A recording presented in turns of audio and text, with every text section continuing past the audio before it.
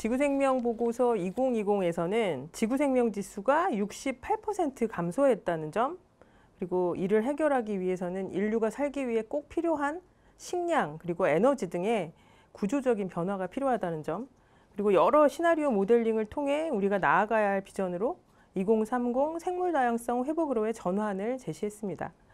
이 내용을 바탕으로 우리 문제점 그리고 해결책을 차근차근 짚어보도록 할 텐데요.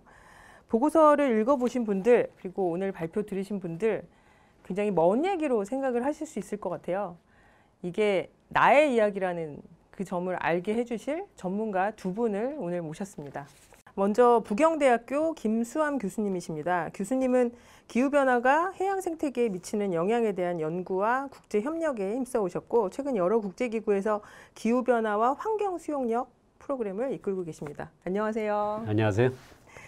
다음은 연세대학교 정태용 교수님이십니다. 교수님은 경제학자로서 기후변화에 관한 정부 간 협의체 IPCC 제6차 평가보고서 챕터 총괄 주저자로 활동하시는 등 기후변화, 에너지, 지속가능 발전 분야에서 활발하게 활동하시고 계십니다. 안녕하세요. 안녕하세요.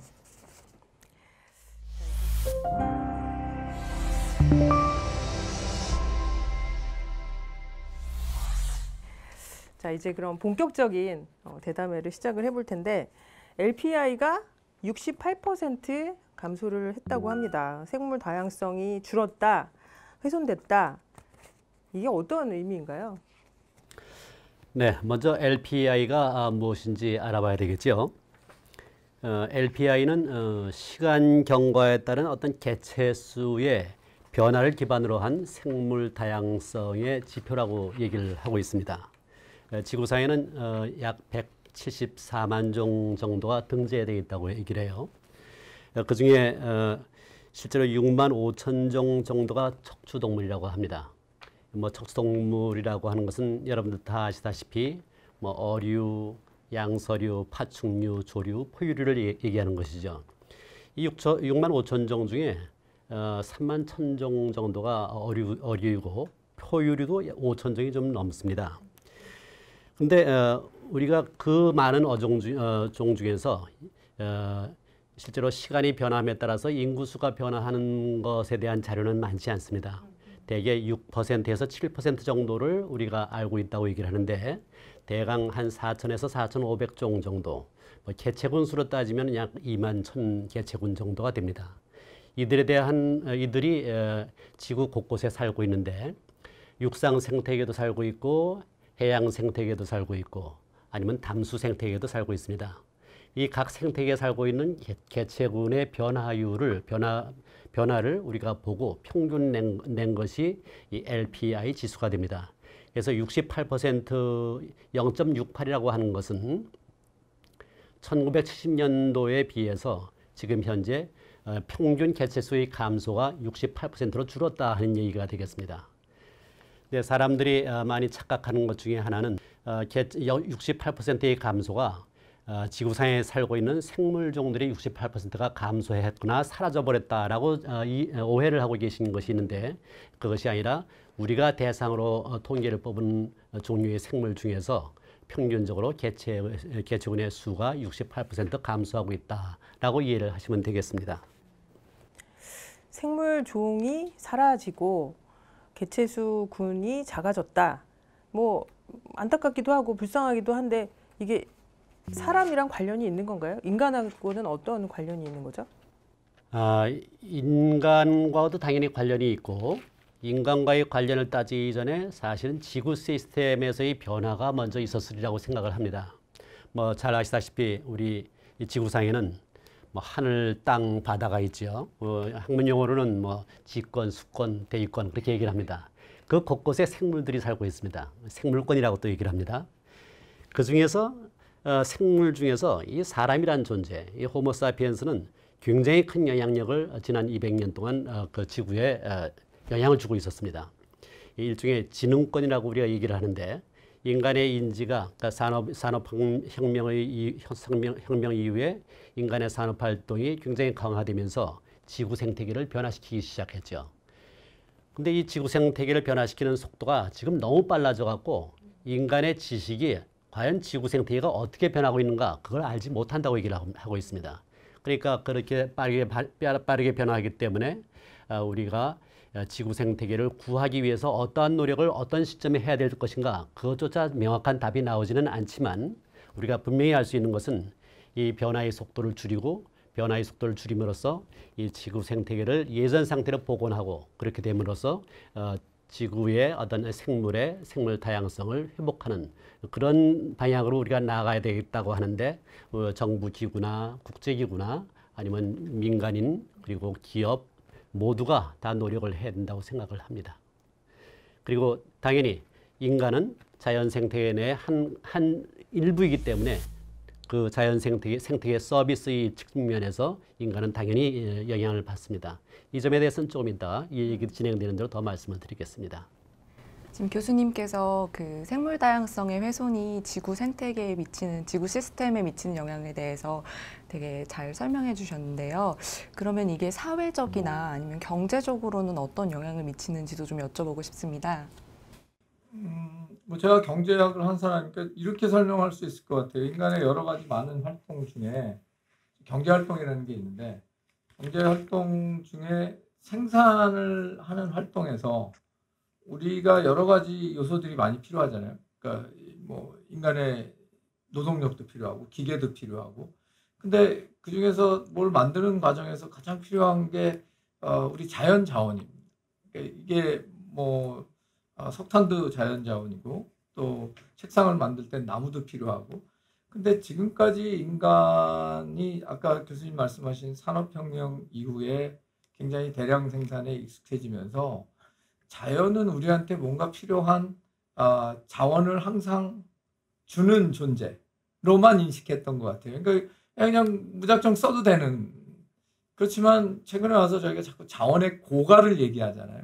생물 다양성이라는 거는 지금 말씀하시는 이제 사이언스나 이제 과학에서 이렇게 얘기하지만 경제적으로 오면 그렇게 인식하는 건 아니고 내가 하는 여러 가지 경제 활동에서 나한테 그냥 무한정 줄 수 있는 자원이었는데 어느 순간부터 이게 계속 무한정 쓸 수 있는 건 아니잖아 라는 생각을 하기 시작한 것 같고요.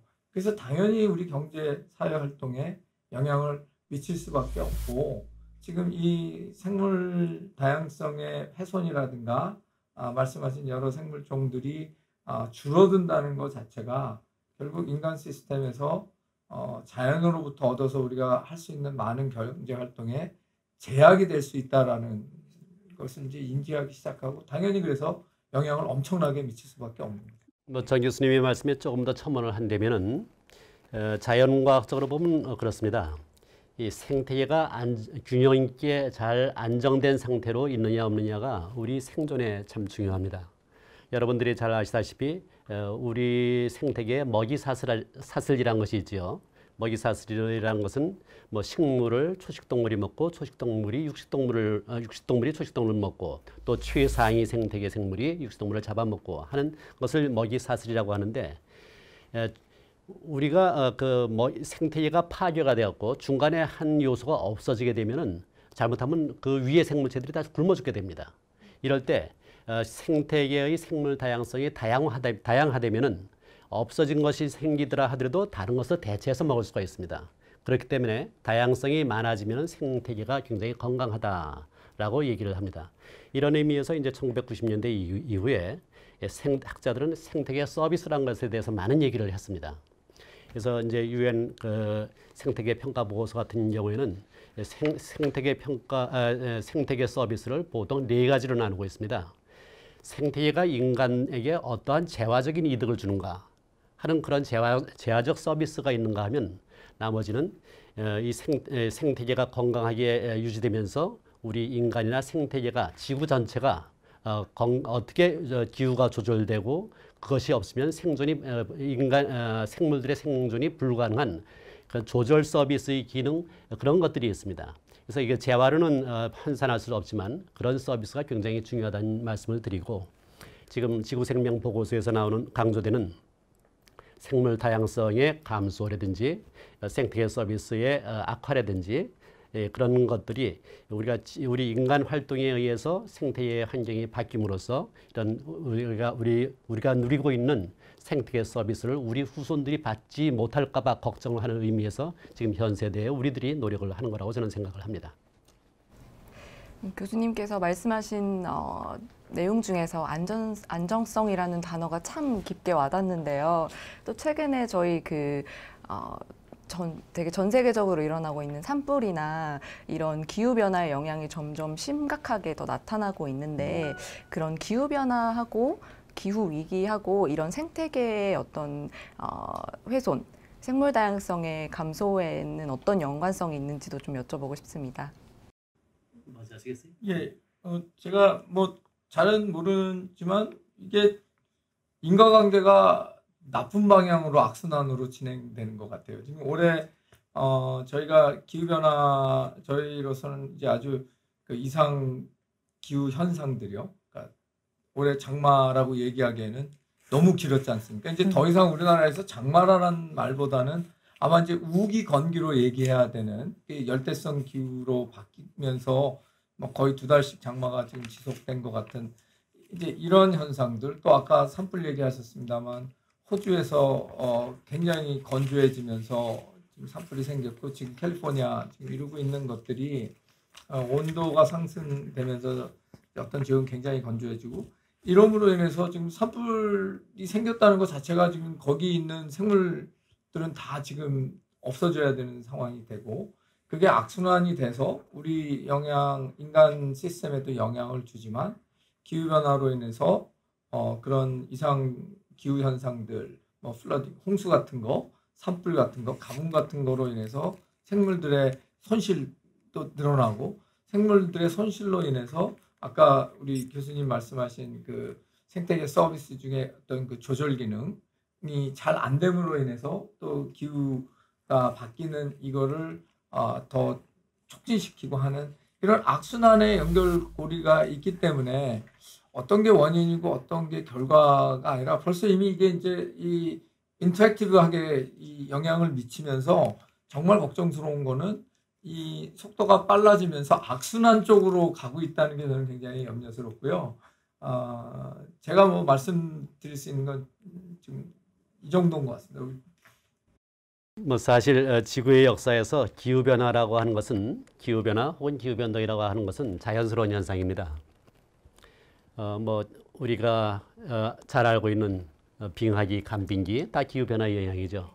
문제는 최근에 우리 사회에서 회자되고 있는 기후변동의 문제는 이 스피드에 있습니다. 얼마나 짧은 시간 내에 기후가 바뀌고 있느냐. 여러분들 잘 아시다시피 간빙기와 빙하기 시대의 지구 평균 온도 차이는 단지 5도 정도입니다. 그런데 지금 지난 100년 사이에 온도가 한 1도 정도 올랐었고 앞으로 21세기 말에도 약 1.5도, 2도 그 정도의 기온 상승은 충분히 가능할 것 같아요. 지금 이 상태라면. 이럴 때 단지 200~300년간의 짧은 시간 내에 기온이 3, 4도 올라간다 생각할 때 그 영향이 어떠한 재앙으로 우리한테 닥칠지 우리는 전혀 알지를 못합니다.